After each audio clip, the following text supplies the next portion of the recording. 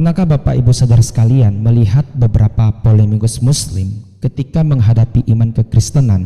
Di kalangan polemikus Muslim ini ketika dipertanyakan tentang historical Nabi Muhammad, saudara Muslim akan mengcounternya dengan historical Rasul Paulus. Saudara Muslim akan mengatakan beberapa pendapat dan sarjana modern mengatakan Rasul Paulus itu epilepsi. Apa itu epilepsi? Epilepsi adalah suatu penyakit yang kita sebut dengan penyakit ayan, atau bisa diartikan sebagai gangguan saraf, ya, sel saraf di otak yang terganggu atau mengalami kejang-kejang atau tidak sadar diri, teman-teman. Bahkan salah satu ayat pendukung yang dipakai oleh beberapa pendapat mengatakan Paulus itu epilepsi dengan mengutip 2 Korintus bab 12 ayat 8 dengan 9, di mana Paulus berseru kepada Tuhan untuk mencabut penyakit yang telah diberikan iblis pada dirinya. Tetapi Tuhan menjawab, cukuplah kasih karuniaku bagimu. Dan ini dikatakan sebagai klaim bahwa Paulus pernah mengalami epilepsi. Yang perlu kita tanggapi adalah pendapat scholar, pendapat beberapa sarjana, merupakan suatu perbandingan yang dilihat hanya berdasarkan yang terlihat saja, tetapi tidak dilandaskan berdasarkan historical backgroundnya, teman-teman. Dan terkadang kalau kita counter atau kita komparasikan dengan perbandingan Islam, hal yang serupa juga pernah terjadi terhadap Nabi Muhammad. Hal ini ketika saya ingin mengkomparasikan ini, bukan berarti saya ingin mencari kesalahan terhadap teman-teman kita yang beragama Muslim, tidak. Melainkan untuk memberikan pemahaman terhadap saudara Muslim bahwa pendapat scholar dan beberapa pendapat orang-orang tertentu tidak bisa menjadi rujukan untuk pembenaran bahwa iman Kristen salah. Begitu juga dengan agama Islam. Nah, salah satu bukti bahwa ada pendapat beberapa sarjana yang mengatakan Nabi Muhammad pernah mengalami epilepsi, itu pernah disampaikan dalam buku Taufik Adnan Amal, rekonstruksi sejarah Al-Quran, yang dipengantarai oleh Profesor Dr. Quraisy Shihab.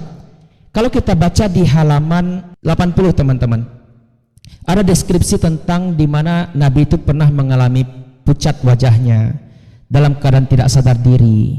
Bahkan Pak Zaid Ibn Sabit yang tertimpa Pak Nabi ketika datangnya wahyu terasa dibebani beban berat. Nah, gejala-gejala fisik ini menurut beberapa pendapat di abad pertengahan, gejala-gejala fisik tersebut biasanya dikaitkan dengan penyakit epilepsi. Ini ada kutipannya, teman-teman. Dan teori tentang penyakit ayan ini belakangan diperluas para sarjana barat modern, seperti Gustav Weil merupakan sarjana barat modern pertama yang berupaya membuktikan secara ilmiah bahwa Nabi menderita sejenis epilepsi. Gustav Weil, ya teman-teman, ya. Teori ini kemudian dielaborasi oleh Alois Wenger dengan menambahkan bahwa Nabi juga menderita histeria. Ini kutipan ada di sini, ya, nomor 81, teman-teman. Walaupun ada juga pendapat yang menolak bahwa Nabi Muhammad itu epilepsi, itu pernah digagaskan oleh Neil Baker, karena beliau mengatakan tidak mungkin Nabi itu mengalami epilepsi, tetapi ia menegaskan realitas inspirasi kenabian Muhammad. Walaupun begitu, teman-teman, Neil Baker ini masih mengemukakan anggapan bahwa Nabi mengalami gangguan emosi yang tidak terkendali, yang membuatnya yakin bahwa ia berada di bawah pengaruh ilahi.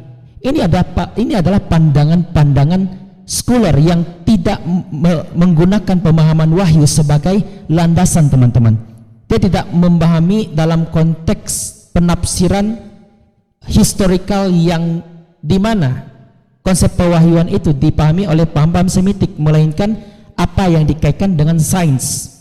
Nah, walaupun hal tersebut, teman-teman, ada juga yang membantah. Kita harus akui, seperti Fazlur Rahman yang memberikan definisi tidak mungkin Nabi itu epilepsi. Kami tidak menolak kemungkinan seorang diserang epilepsi dan secara berbarengan diberkahi dengan pengalaman-pengalaman spiritual.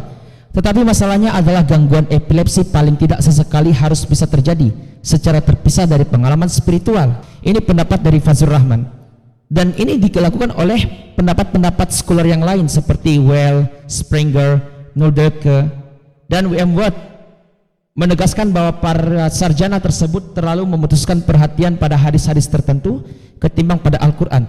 Jadi kita lihat di sini, pendapat orang tertentu itu bisa saja, dan itu bisa menjadi sebagai komparasi yang dikaitkan dengan sains modern untuk mengukur historical backgroundnya. tetapi itu bukan menjadi landasan teori yang membenarkan. Kenapa? Karena teori-teori tertentu itu bisa salah dan bisa benar. Jadi kalau ada yang mengatakan Paulus ini pernah epilepsi hanya dilandaskan dengan pandangan sains, maka hal itu juga bisa berlaku kepada Nabi Muhammad. Padahal ada juga yang membantah dari pandangan sains, dari pandangan ahli saraf. Begitu teman-teman.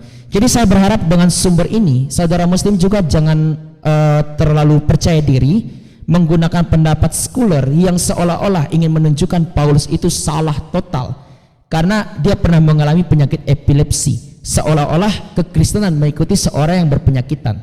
Lalu bagaimana dengan Nabi Muhammad?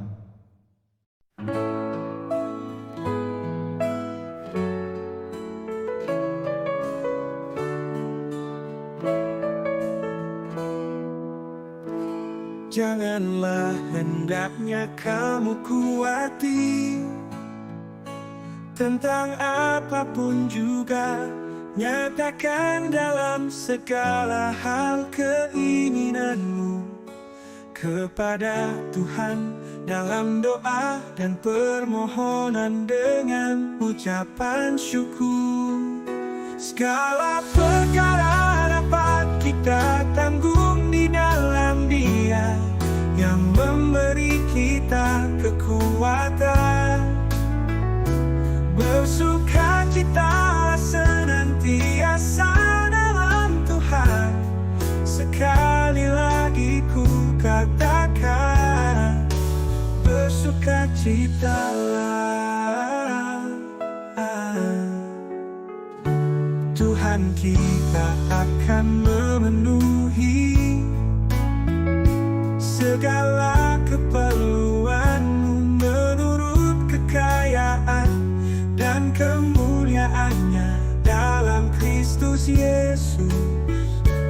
Dimuliakanlah Allah dan Bapa kita selama-lamanya.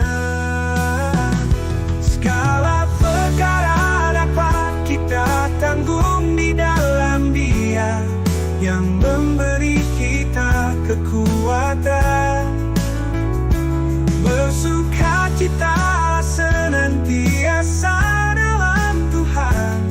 Sekali lagi ku katakan, bersukacita. Kita akan memenuhi segala keperluanmu menurut kekayaan dan kemuliaannya dalam Kristus Yesus. Dimuliakanlah Allah dan Bapa kita selama-lamanya. Segala perkara dapat kita tanggung di dalam Dia yang memberi kita kekuatan. Bersukacita senantiasa dalam Tuhan. Sekali lagi ku katakan, bersukacitalah. Sekali lagi ku katakan, bersukacitalah.